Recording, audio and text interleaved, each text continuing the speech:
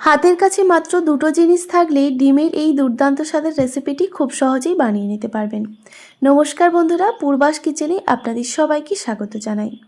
বন্ধুরা, আজকে আমি ডিমের একটি খুবই সহজ রেসিপি আপনাদের সঙ্গে শেয়ার করছি, আর খেতেও কিন্তু দুর্দান্ত হয় রুটি পরোটার সঙ্গে। আশা করি আজকের এই রেসিপি আপনাদের ভালো লাগবে।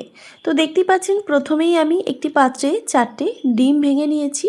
এবার এই ডিমের মধ্যে আমি কিছু গুঁড়ো মশলা অ্যাড করছি। দিয়ে দিলাম স্বাদ মতো নুন, হলুদের গুঁড়ো আর সামান্য পরিমাণে শুকনো লঙ্কার গুঁড়ো। এবার এই উপকরণগুলোকে খুব ভালোভাবে ফেটিয়ে নিতে হবে একটা কাঁটা চামচের সাহায্যে।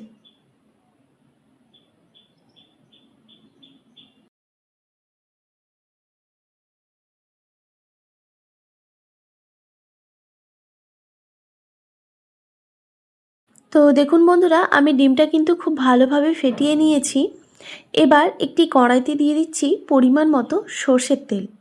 আমি সর্ষের তেলেই সাধারণত রান্না করি, তবে আপনারা চাইলে কিন্তু আপনাদের পছন্দ মতো তেলে রান্নাটা করে নিতে পারেন।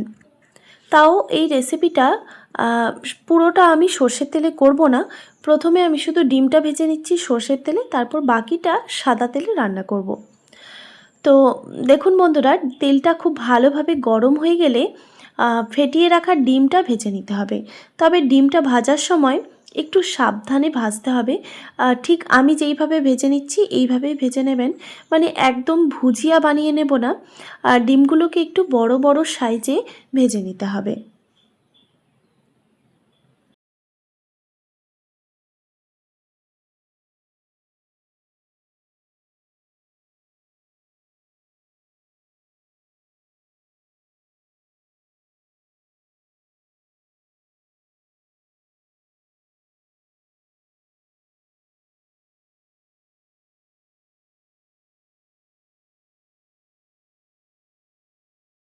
ডিমগুলো ভাজার সময় আমি খুন্তি দিয়ে একটু মানে এইভাবে কেটে নিচ্ছি, দেখুন। আর ডিমের পিসগুলো একটু বড় সাইজে রেখে দিতে হবে। তো ঠিক আমি যেইভাবে ডিমগুলো ভেজে নিচ্ছি, আপনারাও ঠিক এইভাবেই ভেজে নেবেন।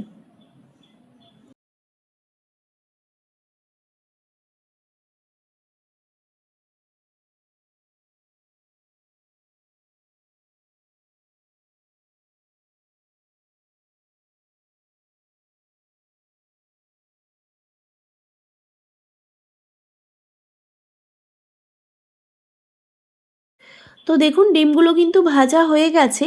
এবার আমি এই ডিমগুলোকে কড়াই থেকে তুলে নেব।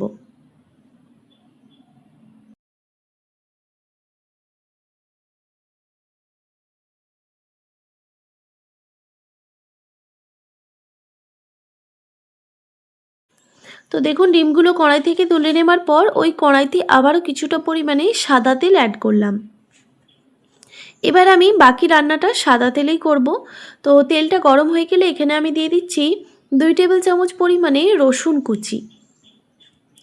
রসুনটাকে তেলের মধ্যে হালকা করে একটু ভেজে নিতে হবে। রসুনটা হালকা করে ভাজা হয়ে গেলেই এবার আমি এখানে দিয়ে দিচ্ছি পেঁয়াজ।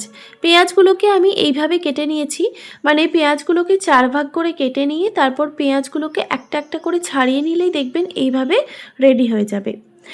এবার পেঁয়াজ আর রসুন একসঙ্গে ভেজে নিতে হবে। পেঁয়াজ আর রসুন একটু ভাজা হয়ে আসলেই দেখুন বন্ধুরা, ভাজা হয়ে এসেছে। তো এর থেকে আর বেশি ভাজবো না। এবার এখানে আমি দিয়ে দিচ্ছি একটা মিডিয়াম সাইজের ক্যাপসিকাম কুচি। এবার ক্যাপসিকাম, পেঁয়াজ, রসুন একসঙ্গে ভেজে নেব গ্যাসের ফ্লেমটা লো টু মিডিয়ামে রেখে। আর ক্যাপসিকামগুলো ভাজার সময় অবশ্যই স্বাদমতো নুন দিয়ে দিতে হবে। তবে এখানে নুনের পরিমাণটা একটু কমই ব্যবহার করতে হবে, কারণ এখানে আমি কিছু সস ব্যবহার করব।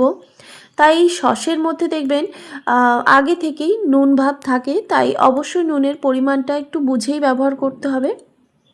তো দেখুন বন্ধুরা, আমি পেঁয়াজ, রসুন আর ক্যাপসিকাম একসঙ্গে ভেজে নিয়েছি। ক্যাপসিকামগুলো সেদ্ধ হয়ে গেছে, আপনাদের দেখিয়ে দিই।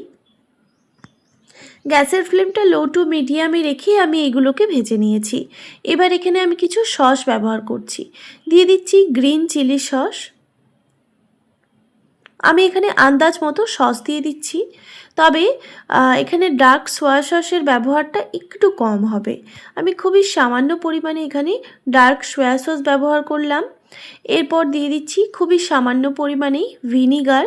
ভিনিগারের পরিমাণটাও একটু সামান্য দিতে হবে, মানে 1 টেবিল চামচ পরিমাণে ভিনিগার, 1 টেবিল চামচ পরিমাণে ডার্ক সোয়া সস, আর 2 টেবিল চামচ পরিমাণে গ্রিন চিলি সস, আর দিয়ে দিচ্ছি 2 টেবিল চামচ পরিমাণে টমেটো কেচাপ।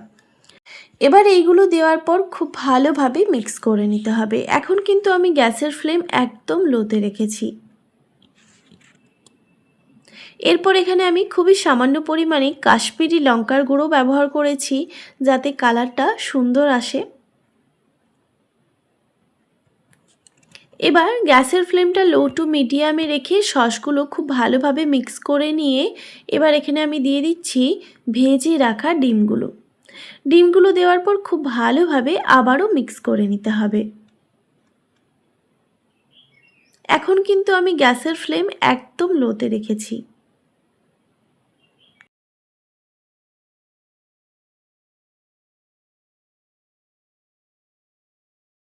ডিমগুলো খুব ভালোভাবে মিক্স করে নেওয়ার পর আমি এখানে সবশেষে দিয়ে দিচ্ছি শেজওয়ান চাটনি বা শেজওয়ান সস। তো বন্ধুরা এখানে বলে রাখি, আপনারা চাইলে কিন্তু শেজওয়ান সসটা অবশ্যই স্কিপ করতে পারেন। পার্সোনালি আমার পছন্দের যে কোনো চিলি রান্না করলে এই সসটা আমি ব্যবহার করি।